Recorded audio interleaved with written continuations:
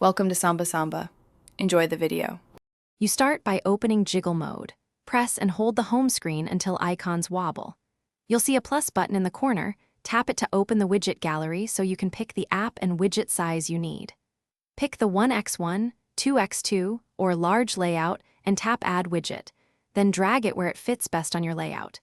This immediate step places a functional widget and shows you why size and position matter for glanceability. Once a widget is placed, long press it again and choose Edit Widget to change its displayed data or account. This is how you control relevance without deleting the item.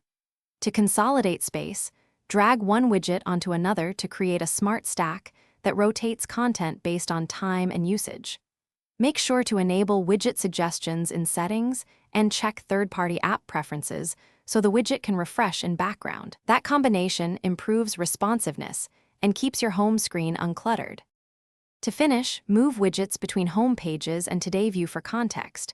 Once satisfied, exit Jiggle Mode so the layout locks.